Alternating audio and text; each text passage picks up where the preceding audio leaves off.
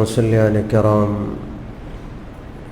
আল্লাহর হাবিব প্রিয় নবী মুহাম্মদুর রাসূলুল্লাহ সাল্লাল্লাহু আলাইহি ওয়াসাল্লামের বরকতময় পবিত্র জীবনী আলোচনামূলক অনুষ্ঠান ধারাবাহিক সাপ্তাহিক সিরাতুন নবী মাহফিলের এই পর্যায়ে আমাদের আলোচনা চলছে আল্লাহর হাবিব সাল্লাল্লাহু আলাইহি ওয়াসাল্লাম দীর্ঘ 3 বৎসর সময় গোপনে দাওয়াতি কাজ করার পর আল্লাহ তাআলা নির্দেশ দিলেন যেন প্রকাশ্যে তিনি দাওয়াত শুরু করেন।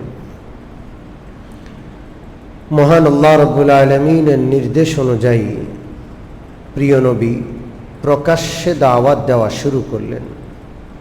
সর্বপ্রথম তিনি নিজের পরিবার, আত্মীয় স্বজন, রক্তের সম্পর্কের যারা রয়েছে বংশের, তাদেরকে দাওয়াত দিয়ে তিনি তাদেরকে খাবার খাওয়ালেন এবং ইসলামের মূল বিষয়গুলো তাদের সামনে পেশ করলেন।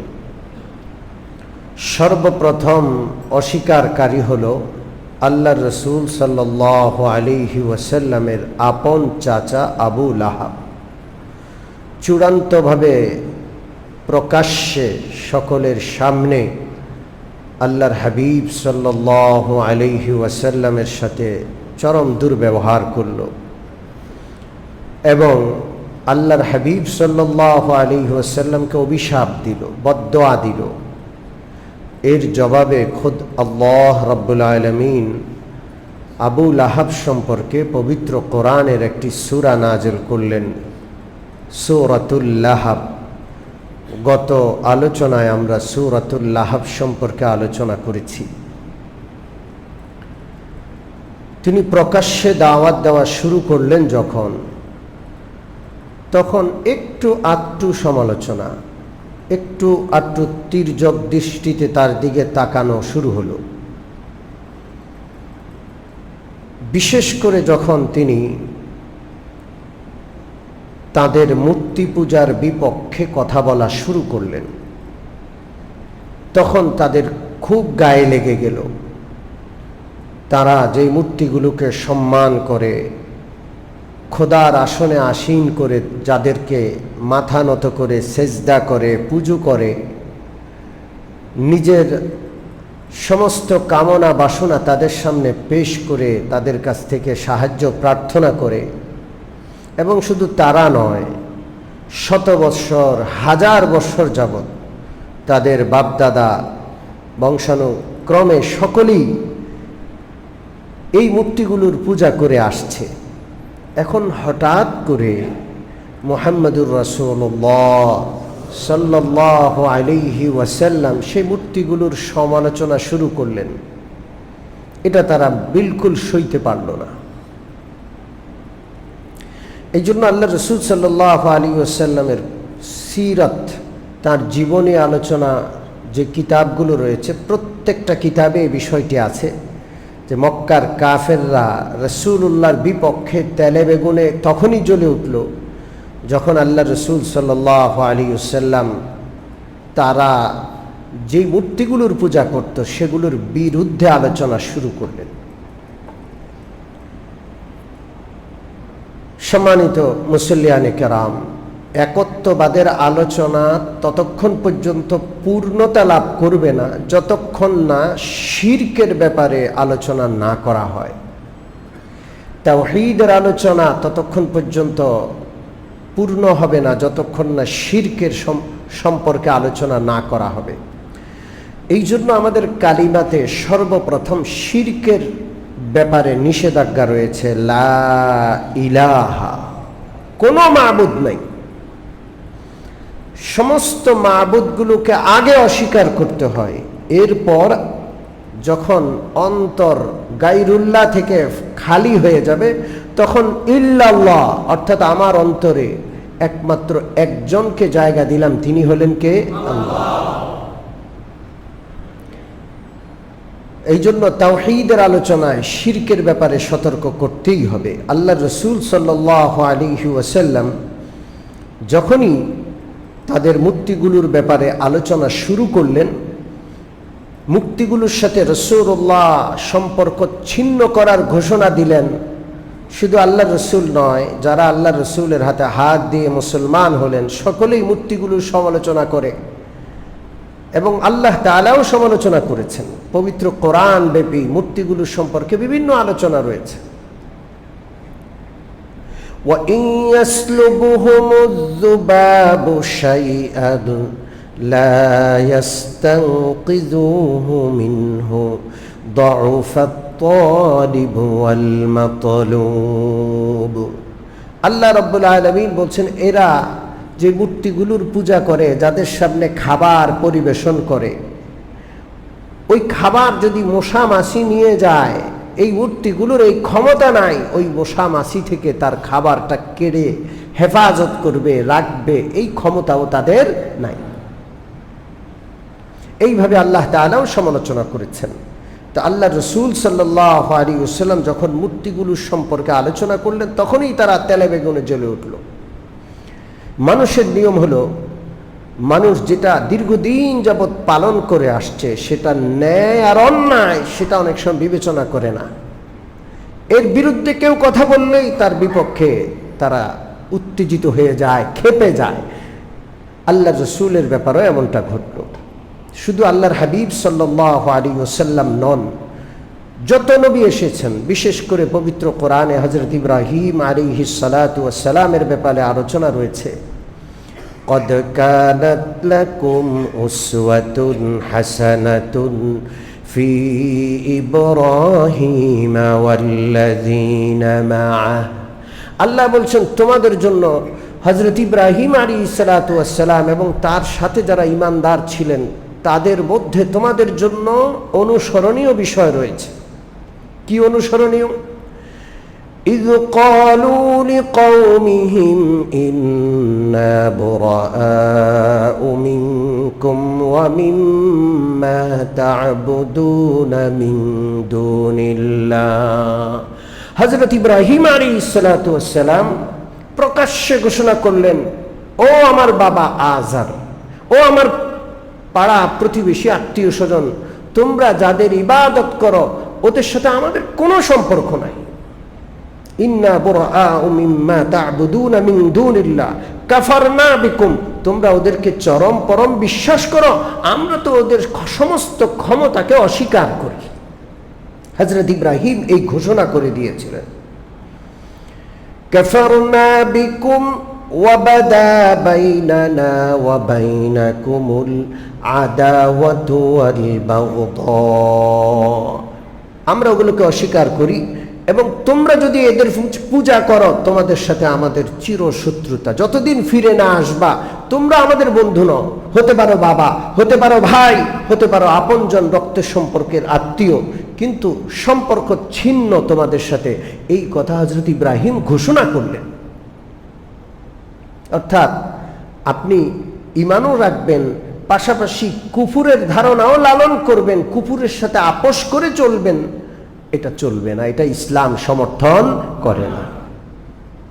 কুফুরের সাথে, শিরকের সাথে সম্পর্ক ছিন্ন করার বিষয়টা ঘোষণা করতে হবে, এটা ঈমানের প্রথম শর্ত।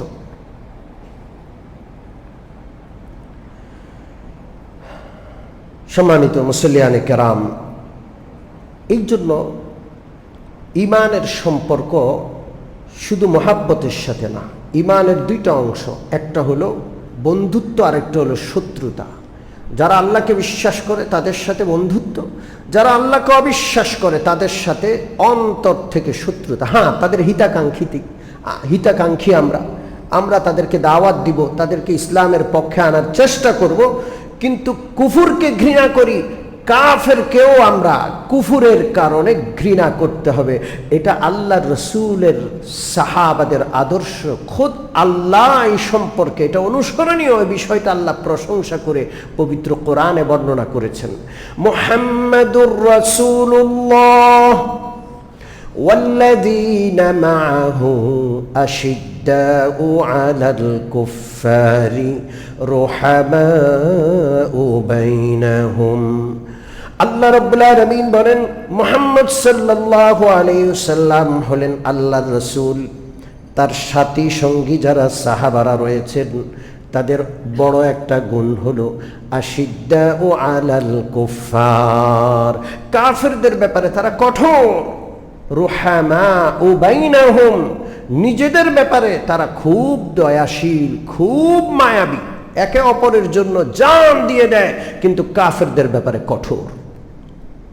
এই প্রশংসা কে করছেন? আল্লাহ। আল্লাহ রসুল সাল্লাল্লাহু আলাইহি ওয়াসাল্লাম যখন কুফুরের সমালোচনা করলেন, শিরক আর মূর্তি পূজার বিপক্ষে কথা বললেন, তখনই সবাই শত্রু হয়ে গেল। আপনজনগুলো সব শত্রু হয়ে গেল। যে মক্কার মানুষ রাসূলুল্লাহকে মাথায় তুলে রাখত, আলামিন উপাধি দিত, সেই লোকগুলো আল্লাহ রসুলকে মারতে, আল্লাহ রসুলের বিরুদ্ধে ষড়যন্ত্র করতে লেগে গেল। এই পর্যায়ে একটা হাদিস শোনাবো আর একটা আয়াত শোনাবো। যে অন্তরে ঈমান আছে সেই অন্তরে কাফেরদের মহাব্বত থাকতে পারে না। অন্তর কয়টা? এক অন্তরে একটা কাজ করবে, সেটা হলো আল্লাহর মহাব্বত, ঈমান। একই অন্তরে আল্লাহর মহাব্বত পাশাপাশি কাফের আর কুফুরের মহাব্বত থাকবে, এটা হতেই পারে না। মান আহাব্বা লিল্লাহি ওয়া আবগাদা লিল্লাহি ওয়া আ'তা লিল্লাহি ওয়া মানা'a লিল্লাহি ফাকাদ ইসতাকমালাল ঈমান।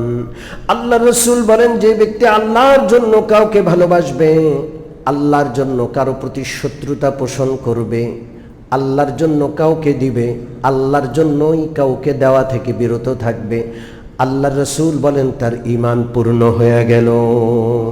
আমাদের মোহাব্বত কার জন্য? ভালোবাসা কার জন্য? শত্রুতা কার জন্য? আল্লাহর জন্য।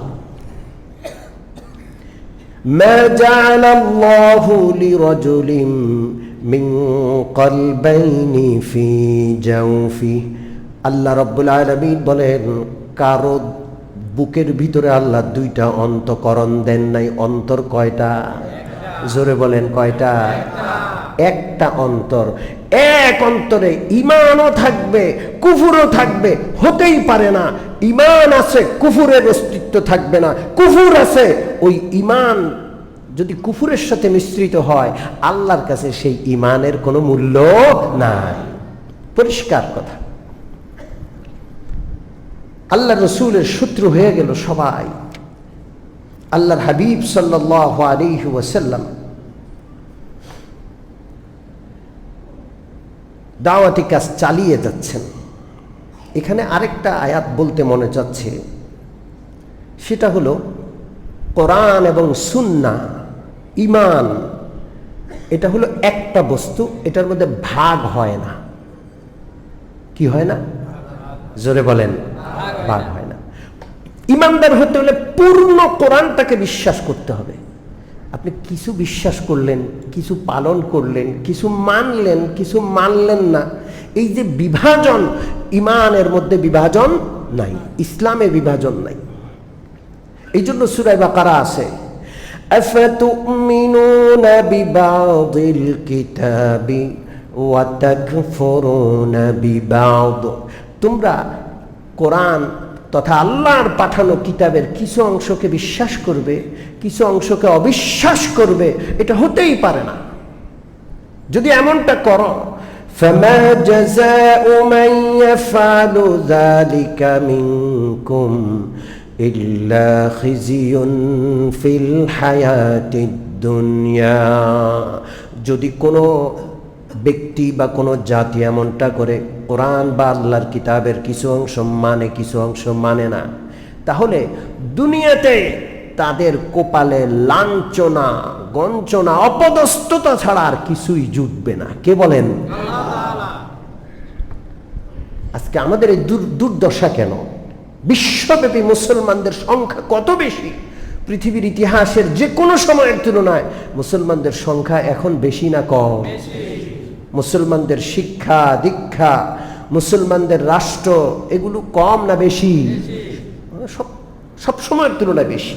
এরপরেও মুসলমানের কপাল থেকে লাঞ্ছনা গঞ্চনা যাচ্ছে না, অপমান অপদস্থতা মুসলমানদের উপর চেপে বসেছে। কতটা অপমান অপদস্থতার শিকার আমরা জানেন? গতকালের খবর, ইসরায়েল তার ইহুদি সেনাদেরকে বলে দিয়েছে হামাস তথা মুসলমানদের সাথে যা ইচ্ছা তাই করতে পারবে।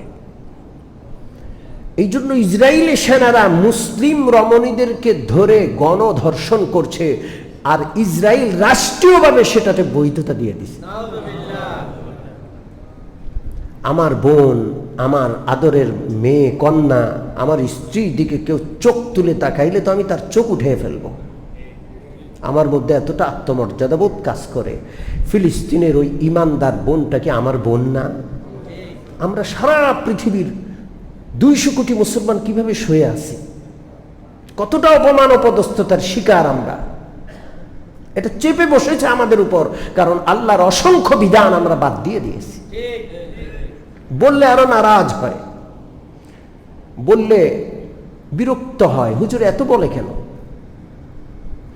আমাদের বলতেই হবে যে বিষয়গুলো আপনার যেই জায়গাটায় ক্ষত সেটাতেই আমাকে ওষুধ লাগাইতে হবে, এটাই তো নিয়ম নাকি? আপনি ডাক্তারের কাছে গেলেন, যেখানে আপনার ক্ষত না সেখানে খুব ভালো করে মালিশ করছে, টিপে টিপে দিচ্ছে, আপনার খুব আরাম লাগছে। আপনি ভালো জায়গায় এত দেখানোর জন্য যান না, আপনার একটা ক্ষত জায়গা আছে যেখানে মলম লাগাইলে কষ্ট হয়, যেটা পরিষ্কার করলে কষ্ট হয়। পরিষ্কার করতে হবে আপনার কষ্ট হলেও, সেখানে মলম লাগাইতে হবে, নাহলে পচন ধরবে। নবীগণ যেমন উম্মতের ডাক্তার, নবীর ওয়ারিস উলামায়ে কেরাম উম্মতের ডাক্তার। উম্মতের কোন জায়গায় ক্ষত, কোন জায়গায় সমস্যা, সেই সমস্যার জায়গাটা চিহ্নিত করা, এটাই প্রকৃত নবীর ওয়ারিস আলেমদের কাজ। ঠিক কি ঠিক না? যারা ওগুলো এড়িয়ে চলেন, মুসল্লিরা নারাজ হবে এমন কথাগুলো যারা বলেন না, সময় উপযোগী কথা বলা থেকে যারা নিজেদেরকে দূরে রাখেন, আল্লাহর কাছে তাদের জবাব দিতে হবে। আল্লাহর কাছে জবাব দিতে হবে। তো এই জন্য আল্লাহর হাবিব সাল্লাল্লাহু আলাইহি ওয়াসাল্লাম যখনই কুফর আর শিরিক সম্পর্কে আলোচনা করলেন, মক্কার কাফেরদের মাথা খারাপ হয়ে গেছে। আল্লাহর হাবিব দাওয়াতের কাজ চালিয়ে যাচ্ছেন, মক্কার কাফেরদের সহ্য হচ্ছে না। তারা আবু তালেবের কাছে দলবদ্ধ হয়ে গেলেন, গিয়ে বলল যে আবু তালেব, আপনি আপনার ভাতিজাকে মানা করতে হবে, নিষেধ করতে হবে, তাকে সামলান আপনি। সে আমাদেরকে বেকুব ভাবছে। আমাদের পূর্বপুরুষ সব কি বেকুব ছিল? তারা মূর্তি পূজা করেছে, আমরাও মূর্তি পূজা করি, আর আমাদের সবার ধর্মের বিপক্ষে সে কথা বলে, অবস্থান নেয়, সে এক আল্লাহর কথা বলে। আমরা তো এটা সহ্য করতে পারবো না, আপনি তাকে সামলান। আবু তালেবের উপর খুব চাপ প্রয়োগ করলো। আল্লাহর হাবিব সাল্লাল্লাহু আলাইহি সাল্লাম একদিন সন্ধ্যাবেলায় ফিরে আসলেন। আবু তালেব রাসূলুল্লাহকে, ভাতিজাকে ডাকলেন, অত্যন্ত ভালোবাসতেন, মহাব্বত করতেন। বললেন, ভাতিজা, তুমি যে কাজ করো আমার পছন্দ, যদিও আমি সেটা গ্রহণ করছি না, কিন্তু আমার উপর একটু দয়া করো, আমি তো অনেক চাপে আছি, আর সইতে পারছি না। তুমি একটু কৌশল অবলম্বন করো, যে কৌশলে দাওয়াত দিলে তাদের গায়ে লাগবে না, সাপও মরবে, লাঠিও ভাঙবে না, এমন একটা কৌশল অবলম্বন করো। কি বলেন? সাদাকে সাদা বলা, কালোকে কালো বলা, এই ক্ষেত্রে কি কৌশল অবলম্বন করার আছে? আল্লাহর হাবিব সাল্লাল্লাহু আলাইহি ওয়াসাল্লাম বললেন, চাচা, এটা আল্লাহর হুকুম। আমাকে স্পষ্টভাবে যে ওহী আমার কাছে আসে, সেই ওহীর দাওয়াত পৌঁছাতে হবে। এটা কার হুকুম? এটা আমি পৌঁছাবই। হয়তো আমি মরে যাব, আর না হয় আমার দাওয়াত ঘরে ঘরে আমি পৌঁছাইতে থাকবো, আর না হয় আমি মরে যাব, কিন্তু আমি এই কাজ ছাড়বো না। আল্লাহর হাবিব সাল্লাল্লাহু আলাইহি সাল্লাম যখন এই কথাগুলো বলছিলেন, চোখের পানি পড়ে যাচ্ছে। রাসূলুল্লাহ সাল্লাল্লাহু আলাইহি সাল্লামকে আবু তালেব জড়িয়ে ধরলেন। ভাতিজার চোখের পানি তিনি সইতে পারেন না। নিজের সন্তানদের তুলনায় মুহাম্মদুর রাসূলুল্লাহকে অনেক বেশি মহাব্বত করেন। এই ছেলেটা ছোট বয়সে বাবা হারাইছে, মায়ের পেটে থাকতেই বাবা নাই, মা 6 বছর বয়সে মারা গেছেন, দাদার কোলে লালিত পালিত। 8 বছর বয়সে দাদা মরে গেছেন, চাচার কাছেই কোলে পিঠে করে তারা মানুষ করেছে, এই জন্য ওর জন্য মায়াটা একটু বেশি। রাসূলুল্লাহকে জড়িয়ে ধরলেন। রাসূলুল্লাহ আবু তালেবের বুকের মধ্যে মাথা গুঁজে কাঁদছেন। আবু তালেব বলছেন, মুহাম্মদ যাও, তুমি যেভাবে দাওয়াত দেওয়ার দাও, আমার এই শরীরে প্রাণ থাকতে আমি তোমার প্রতি একটা আঁচড় কেউ দিবে এই সুযোগ কাউকে দিব না। এইভাবে আবু তালেব আল্লাহ রসুল সাল্লাল্লাহু আলাইহি ওয়াসাল্লামকে সাহায্য করলেন।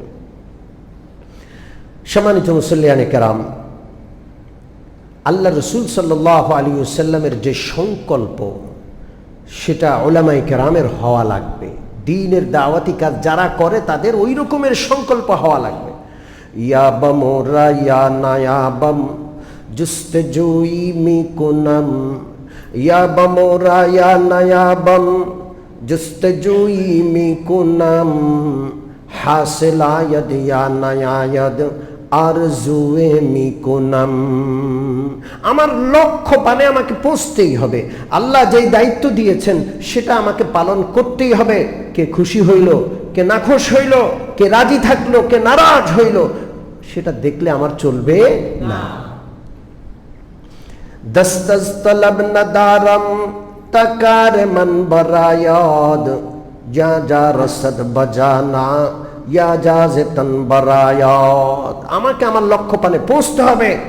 আমি যদি বেঁচে থাকি সেখানে পৌঁছবে, আর মরে গেলে তো আমার জান কার হাতে চলে যাবে? মুসলমান কখনো ব্যর্থ না। মুসলমান যদি সত্যের পথে থাকে আর সে ওই সত্যের পথে অটল থাকা অবস্থায় গন্তব্যে পৌঁছার আগেই মরে যায়, আল্লাহ তাকে গন্তব্যে পৌঁছায়া হাসরের ময়দানে উঠাবেন।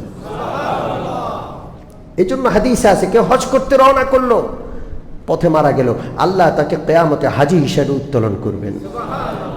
কেউ জেহাদে যাওয়ার জন্য রওনা করলো, পথে মারা গেল, জেহাদে পৌঁছতে পারলো না, আল্লাহ তাকে মুজাহিদদের কাতারে শামিল করে হাসরের ময়দানে উঠাবেন। সম্মানিত মুসল্লিয়ানে কেরাম, আল্লাহ রসুল সাল্লাল্লাহু আলাইহি সাল্লাম দাওয়াতি কাজ চালিয়ে যাচ্ছেন, কাফেররা সইতে পারছে না। ইতিমধ্যে হজের মৌসুম এসে যাচ্ছে সামনে, প্রকাশ্যে দাওয়াতি কাজ চলছে।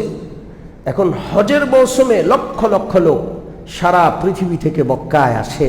মুহাম্মদুর রাসূলুল্লাহ যদি দাওয়াতের কাজ করেন, তার কোরআন তেলাওয়াত যদি হাজিরা শুনে দলে দলে মুসলমান হয়ে যাবে, এটা ঠেকানো লাগবেই লাগবে। মক্কার সমস্ত কাফেররা পরামর্শে বসলো যে আমাদের একটা পন্থা অবলম্বন করা লাগবে মুহাম্মদুর রাসূলুল্লাহ এবং তার দাওয়াতকে ঠেকানোর জন্য, এবং ঐক্যবদ্ধ পন্থা। কারণ আমরা যদি এক একজনে এক এক রকমে তার মোকাবেলা করি, তো আমরা পরস্পর হয়তো বৈপরীত্যে লিপ্ত হয়ে যাব, একে অপরকে দোষারোপ করা শুরু করব। এই জন্য আমরা একটা পন্থা নির্ধারণ করে মুহাম্মদুর রাসূলুল্লাহর মোকাবেলা করব। কিতাবে লেখে, মক্কার সেই সময়ের সবচেয়ে বয়োজ্যেষ্ঠ যিনি ছিলেন, ওয়ালিদ ইবনে মুগীরা তার নাম। বয়স অনেক বেশি, সম্পদ অনেক, অঢেল সম্পদ, সন্তানাদি অনেক। এত পরিমাণ সন্তান, তার সন্তানরা তার পাশে সবসময় জড়ো হয়ে থাকতো, যেন একটা মজলিস, যেন একটা মাহফিল। এত পরিমাণ তার সন্তানাদি, ছেলে মেয়ে, ছেলের ছেলে, মেয়ের ছেলে, নাতির উৎকুর, সব মিলায়া বিশাল এক বাহিনী। সবাই তাকে মানে, বুদ্ধি শুদ্ধি সব কিছুতে সে সবার আগে। তো মক্কার লোকেরা তার কাছে আসলো, বলে আমরা কিভাবে হজের মৌসুমে মুহাম্মদুর রাসূলুল্লাহকে ঠেকাইতে পারি। সবাই তাকে বলল যে আপনি একটা ফয়সালা দেন। ওয়ালিদ ইবনে মুগীরা বলে যে আমি ফয়সালা দিব না, তোমরা আগে মতামত পেশ করো, সবার মতামতের সমন্বয়ে শেষে গিয়ে আমি একটা সিদ্ধান্ত দিব। মতামত পেশ করা শুরু করল। সম্মানিত মুসল্লিয়ানে কেরাম, কেউ বলল যে তিনি তো গণক, জ্যোতিষী। নাউজুবিল্লাহ বলবেন, আমরা প্রচার করে দিব, হাজীদের কানে কানে পৌঁছায় দিব। এটাকে অপপ্রচার বলে, যে তিনি জ্যোতিষী, তার কাছে যাওয়া যাবে না। ভাগ্য গণনা কেন?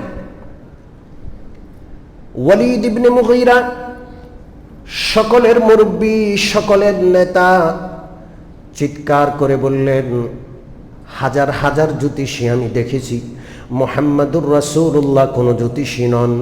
জ্যোতিষীরা যেভাবে কথা বলে, হাত গণনা করে, মুহাম্মাদুর রাসূলুল্লাহকে কারো হাত জীবনেও গণনা করতে দেখি নাই। অতএব এটা গ্রহণযোগ্য কথা নয়, এটা মিথ্যা। দ্বিতীয় মতামত আসলো, মুহাম্মাদুর রাসূলুল্লাহকে পাগল বলে ঘোষণা করে দিব। পুরা হাজিদের মজমার মধ্যে ঘোষণা করব, প্রত্যেকের কানে কানে পৌঁছায় দেব যে মুহাম্মাদুর রাসূলুল্লাহ হলো একটা পাগল, তার কথা শোনা যাবে না। ওয়ালিদ ইবনে মুগীরা বলে এটাও ঠিক নয়, কারণ পাগল তো আমরা সবাই চিনি, মুহাম্মাদুর রাসূলুল্লাহ কি পাগলামিটা করলেন, কেন তাকে পাগল বলা হবে? এটাও ঢুপে টিকলো না। এরপর বলল, মুহাম্মাদুর রাসূলুল্লাহকে আমরা জাদুকর বলবো। ওয়ালিদ ইবনে মুগীরা সাথে সাথে সেটাও রদ করলেন যে জাদুকর কিভাবে বলবা, তিনি কাকে জাদু করছেন? তিনি কখনো কোনো দড়ি গিট্টা লাগাইছেন এমন দেখছো তোমরা? জাদুকররা যে ঝাড় ফুঁক করে, মন্ত্রতন্ত্র পড়ে, কই তাকে কখনো মন্ত্র পড়তে দেখছো?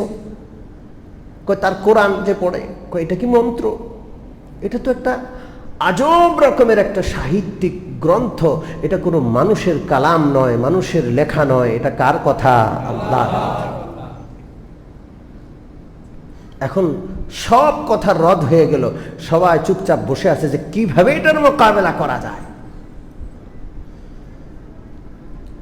ওয়ালিদ ইবনে মুগীরা চুপ হয়ে গেল যে আমি তো সব রদ করে দিলাম, তাহলে তো মুহাম্মাদুর রাসূলুল্লাহকে মানতে হবে এখন সবার, কিন্তু আমি যদি মেনে নেই তাহলে তো আমার সর্দারি, আমার নেতৃত্ব, এই যে সবগুলো লোক আমার কাছে আসছে, এটা তো আর আসবে না, সবাই তো মুহাম্মাদুর রাসূলুল্লাহর কাছে যাবে।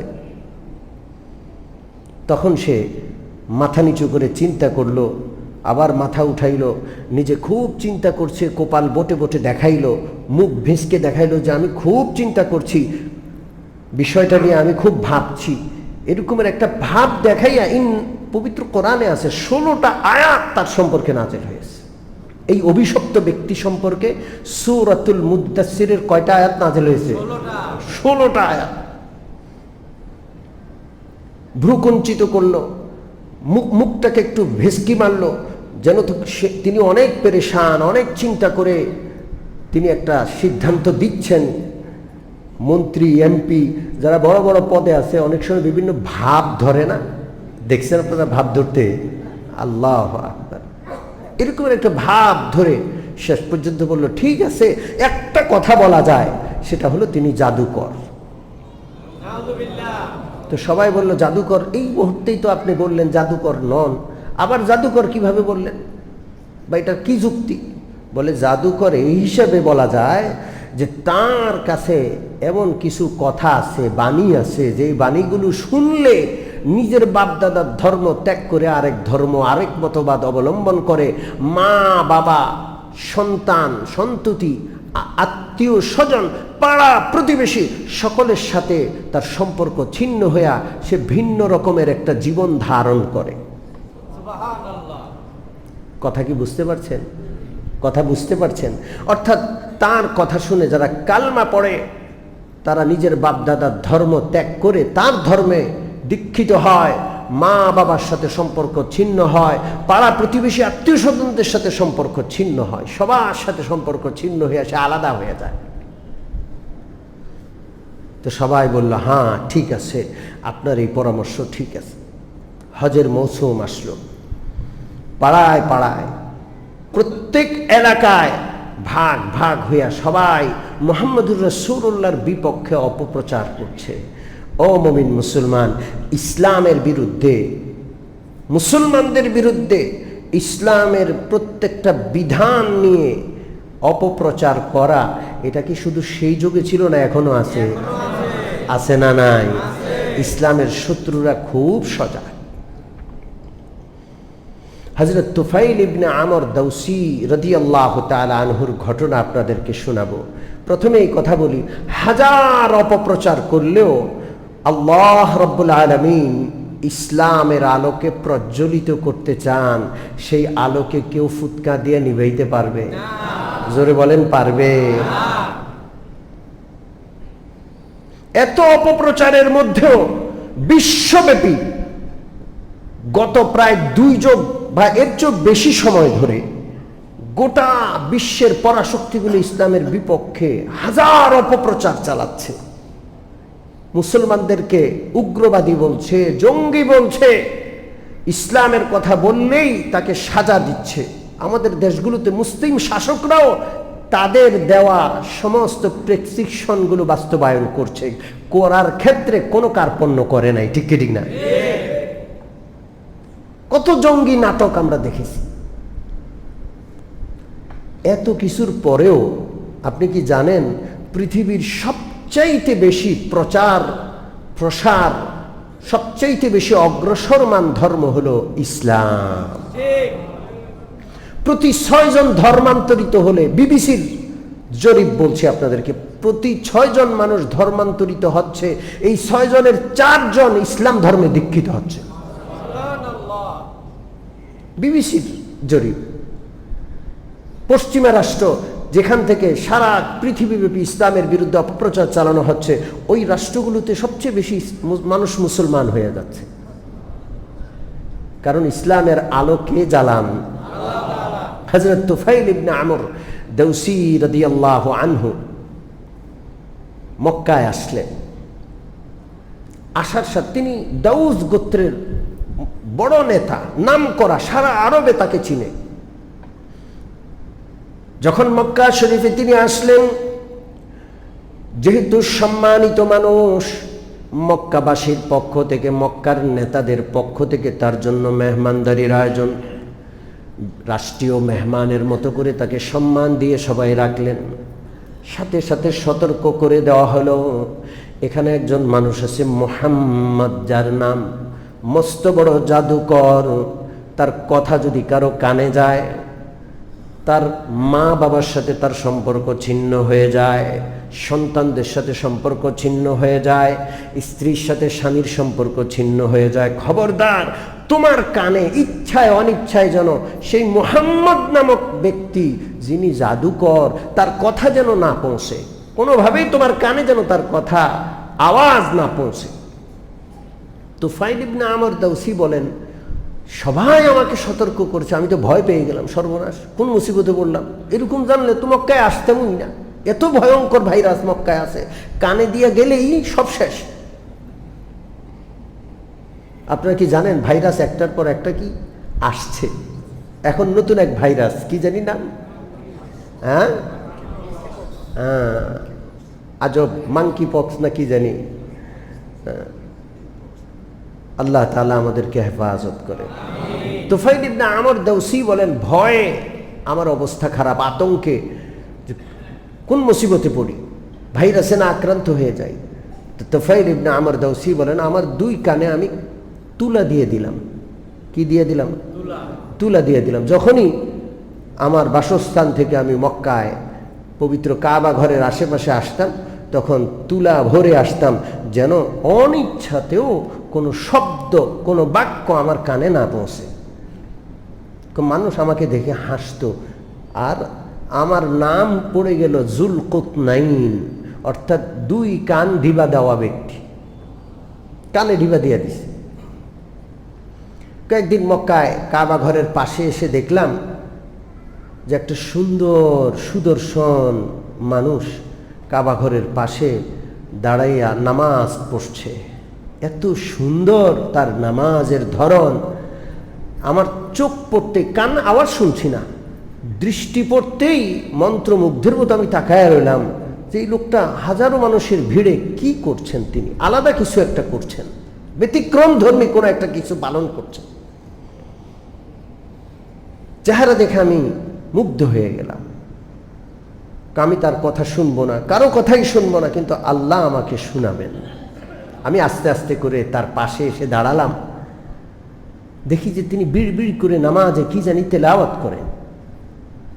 তা আমার মন চাচ্ছে এত সুন্দর মানুষটা কি পড়ে একটু শুনি। আবার ভয় লেগে গেল যে এই আওয়াজ শুনে যদি আবার সমস্যা হয়ে যায়, ভাইরাস ধরে যায়। কিন্তু আল্লাহ আমাকে শোনাবেন। এই জন্য আমার মন থেকে একটা কথা আসলো যে আরে তুমি কি বোকা? ভালো মন্দের বিচার করার যোগ্যতা আর ক্ষমতা তো আল্লাহ তোমাকে দিয়েছেন। যদি খারাপ হয় তুমি প্রত্যাখ্যান করবে, গ্রহণ করবে না। যদি ভালো কথা হয় তুমি সেটাকে গ্রহণ করবে। এতটুকু যোগ্যতা তো তোমার আছে। ভালো মন্দ তুমি চিনো না? পাগল নাকি? আমার নিজেকে আবার নিজের ভিতর থেকে ধিক্কার আসলো। সাথে সাথে আমি কানটা খুললাম। খুলেই প্রিয় নবী মুহাম্মদুর রাসূলুল্লাহ সাল্লাল্লাহু আলাইহি ওয়াসাল্লামের তেলাওয়াতের আওয়াজ আমার কানে পড়লো। কালামুল্লাহর তেলাওয়াত রাসূলুল্লাহর কণ্ঠে কেমন হবে সেটা আল্লাহ আওয়াজ শুনে আমি সেখানে বসে পড়লাম। যতক্ষণ প্রিয় নবী নামাজ আদায় করলেন অতক্ষণ তার তেলাওয়াত আমি শুনতেই থাকলাম। নামাজের পর তিনি দোয়া করলেন আর আস্তে করে তিনি ভদ্রভাবে উঠে চলে যাচ্ছেন। আমি তার পিছু নিলাম। কোথায় যায় লোকটা? তার সাথে একটু কথা বলা লাগবে। আল্লাহ রসুলের পিছনে পিছনে তার ঘরের সামনে চলে আসলেন। রসুলুল্লাহ ঘরের দরজায় ঢুকবেন, পিছনে একটা লোক অনুসরণ করছে। তাকে জিজ্ঞেস করলেন, ভাই কেন আসলেন? কি খেদমত করব? কি চান আপনি? তিনি বললেন, আমি আপনার কথা শুনবো না এই জন্য কানে তুলে দিয়েছিলাম, কিন্তু আল্লাহ আমাকে আপনার কথা শুনিয়েছেন। আপনি কি আমাকে বলবেন আপনি কিসের দাওয়াত দেন? আপনি কি ওই কিতাবের তেলাওয়াত আমাকে আরেকটু শোনাবেন? আল্লাহর হাবিব সাল্লাল্লাহু আলাইহি সাল্লাম তাকে কুল ইয়া আইয়ুহাল কাফিরুন কুল আউযু বিরাব্বিল ফালাক কুল আউযু বিরাব্বিন নাস, এই তিনটা সূরা যখন তেলাওয়াত করে শোনালেন, সাথে সাথে দু চোখ বেয়ে, গাল বেয়ে, দাড়ি ভিজে পানি শুধু ঝরঝর করে পড়ছে। আর বলছে যেই রবের কথা আপনি বলছেন, রব্বিন নাস কুল আউযু বিরাব্বিল ফালাক কুল আউযু বিরাব্বিন নাস, যিনি সব কিছুর রব, যা দেখি না সব কিছুর রব যিনি, আর এক মুহূর্ত দেরি নাই ওই রবের কালমাটা পড়ায় আমাকে মুসলমান বানায় নেন। তৎক্ষণাৎ মুসলমান হয়ে গেলেন। তিনি মক্কায় রাসূলুল্লাহর শিষ্যত্ব গ্রহণ করে কিছুদিন ছিলেন। ফিরে যাওয়ার সময় হলো, রাসূলুল্লাহর কাছে অনুমতি চাইলেন, ইয়া রাসূলুল্লাহ আমি কিন্তু আমার গোত্রের সর্দার, আমি সকলকে মুসলমান বানাতে চাই। রাসূলুল্লাহ বলেন, খুব ভালো কথা, তুমি যা দাওয়াত দিবা। তো তিনি বললেন, আমি যে দাওয়াত দিতে যাব আপনি একটু আল্লাহর কাছে দোয়া করেন, আল্লাহ যেন আমাকে কোনো একটা নিদর্শন দান করেন, একটা অলৌকিক বিষয় দান করেন, যেটা দেখে আমার এলাকার আমার লোকেরা সবাই মুসলমান হবে। আল্লাহর হাবিব সাল্লাল্লাহু আলাইহি ওয়াসাল্লাম দোয়া করলেন, আল্লাহুম্মা জাআল লাহু আয়াতান, আল্লাহ গো তাকে একটা নিদর্শন দান করেন। একটা নিদর্শন তাকে দিয়ে দিয়েন। বিদায় নিয়ে চলে গেলেন। পথে রাত ঘনিয়ে আসলো, অন্ধকার রাত। তিনি একা একা। হঠাৎ করে তিনি লক্ষ্য করলেন তার কপালের মধ্যে একটা বাতি জ্বলছে। সুবহানাল্লাহ বলবেন না? টর্চ লাইটের মতো বাতি। কোথায়? কপালে।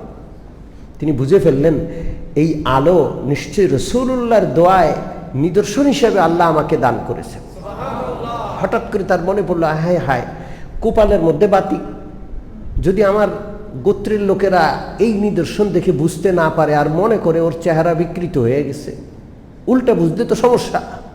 এই জন্য তিনি আল্লাহর কাছে দোয়া করলেন, আল্লাহ এই নিদর্শনটা আপনি আমার কপাল থেকে সরায়া অন্য কোথাও দিয়ে দেন। হাদিসে আছে ওনার হাতে লাঠি ছিল, কপাল থেকে আলোটা এসে লাঠিটা আলোকিত হয়ে যায় টিউব লাইটের মতো করে। সুবহানাল্লাহ। এই লাঠি নিয়ে তিনি এলাকায় গেলেন, তার স্ত্রীকে দাওয়াত দিলেন। সর্বপ্রথম তার স্ত্রী মুসলমান হলেন, তার মা মুসলমান হলেন, এলাকার অনেক লোক মুসলমান হয়ে যায়। কিছু লোক মুসলমান হয় না। তিনি খুব নারাজ, আমার কথা শুনে না। মক্কা শরীফে আবার আসলেন। রাসূলুল্লাহ সাল্লাল্লাহু আলাইহি ওয়াসাল্লামের কাছে অভিযোগ করলেন, ওগো আল্লাহর নবী, কিছু লোক মুসলমান হয়েছে, কিছু লোক মুসলমান হয় না। যারা মুসলমান হয় না তাদের জন্য একটু বদদোয়া করে দেন। একটু কি করে দেন? বদদোয়া করে দেন। রাসূলুল্লাহ হাত উঠাইলেন, যারা আশেপাশে আছে ওরা চিন্তা করলো না জানি বদদোয়া করে, ওদের কলিজায় কামড় দিল যে হায় হায় রাসূলুল্লাহ তাহলে বদদোয়া করে বসবেন। কিন্তু আজব, রাসূলুল্লাহ হাত উঠিয়ে বললেন আল্লাহুম্মা হদি দাউসান ওয়াতি বিহিম, আল্লাহ গো দাউস গোত্রকে আপনি হেদায়েত দান করেন, গোটা গোত্রটাকে মুসলমান বানায় আমার কাছে আপনি নিয়ে আসেন। সুবহানাল্লাহ। এমন দোয়া করলেন, আর দোয়াটাও এমন কবুল হলো। এই বান্দা তোফাইল ইবনে আমর দাউসি রাদিয়াল্লাহু তাআলা আনহু ফিরত গেলেন, এক এক করে পুরা গোত্রের সমস্ত লোক মুসলমান হয়ে যায়। এরপরে তিনি গোটা তার গোত্রকে নিয়ে শুনলেন যে রাসূলুল্লাহ মক্কা থেকে মদিনায় চলে গেছেন, বিশাল বড় বাহিনী তার পুরা গোত্রটাকে নিয়ে তিনি মদিনায় হিজরত করে চলে আসলেন। সুবহানাল্লাহ। সম্মানিত উপস্থিতি, দ্বীনের কাজে, ইসলামের কাজে যারা বাধা দেওয়ার তারা তো দিবেই। আবু জেহেল দিয়েছে, আবু লাহাব দিয়েছে, উতবা শাইবা ওরা দিয়েছে, ওদের গোষ্ঠী এখনো আছে, দিবে। কিন্তু যারা দাওয়াতি কাজ করে তাদের সান্ত্বনা আছে না নাই?